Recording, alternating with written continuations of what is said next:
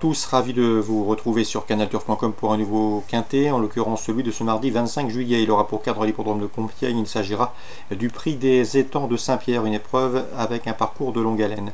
Mon préféré sera le numéro 4 d'Agobert Duke. C'est vrai qu'il est toujours à la recherche d'un premier quintet, mais il compte déjà 6 places en 17 événements courus. Et il vient de se classer deuxième du prix de Montigny, un quintet référence disputé le mois dernier à Saint-Cloud. Ce jour-là, il devançait notamment le numéro 6 April First, troisième de ce quintet référence. C'est pour cette jument qui a été tenue à l'écarté de la compétition de juillet 2016 à mai 2017. Elle aborde cette saison estivale avec pas mal de fraîcheur. Le 14 Attention Adventure se classait 5e à l'issue d'une très bonne fin de course. Il mérite également crédit. On retiendra ensuite le 16 Alzar, un cheval régulier et qui pour sa dernière sortie à Compiègne s'est classé 3e d'un quintet. On garde. Le 3 Veslov a dû se contenter de la 7e place dans le quintet référence près de Montigny le mois dernier à Saint-Cloud, mais depuis il a bien fini dans un nouveau quintet clodoaldien, on s'en méfiera. Le 5 c'est Bunouk, il demeure irrégulier, mais le cheval est confirmé à ce niveau. Il compte déjà 9 places en 25 quintets courus. Sachez également qu'il avait terminé deuxième d'un quintet plus fin mai à Maison Lafitte. C'est une performance qui plaide bien évidemment en sa faveur. Le numéro 2 Sao Seo mérite crédit. C'est un cheval irrégulier certes, mais il affiche 3 podiums en autant de courses courues à Compiègne, de quoi incliner à la méfiance. Seul bémol, il va découvrir la distance. Autre cheval qui va aborder pour la première fois une distance aussi longue, c'est le 13 Esprit de Belaïs. Pourtant le cheval a prouvé qu'il fallait compter avec lui dans les quintets. 5e d'un événement à Bordeaux, c'était il y a de cela quelques semaines, et plus récemment 3e d'un nouveau quintet à la Teste.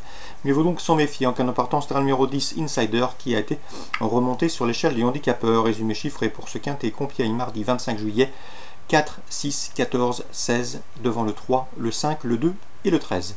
Suite du programme à Compiègne. Dans la première, j'aime beaucoup le 102 Storm River, un cheval de qualité. Le lot est dans ses cordes. Le cheval est à des platoniques lauréats dernièrement à Maison Lafitte en début de mois. Il a été rétrogradé à la 2e place après enquête. Il faut donc ici lui accorder un large crédit. Le 102 Storm River. Dans la 5e, j'aime beaucoup le 511 Stonoya et le 501 Le Gitan, qui ont en commun de rester sur un succès à ce niveau de compétition et de surcroît sur le tracé qui nous intéresse. Dans la 6e, attention 604 Gran Pierino, qui pour sa dernière tentative s'est classé 2e d'une épreuve de même acabit, où ce jour-là, eh bien, le cheval prouvait qu'il fallait compter avec lui à ce niveau. C'était début juillet à Maison Lafitte. Donc confirmation attendue pour le 604 Grand Pierino. Concernant le Lion d'Angers en Réunion 2, dans la première, j'aime beaucoup le 101 Daisery, qui fait preuve d'une belle régularité, et ce dans des épreuves mieux composées que celle qui lui est donnée d'affronter ce mardi. Donc le 101 Daisery, candidate sérieuse au succès. On lui opposera les compagnons d'entraînement, le 103 et le 102 présentés par Guy Cherel.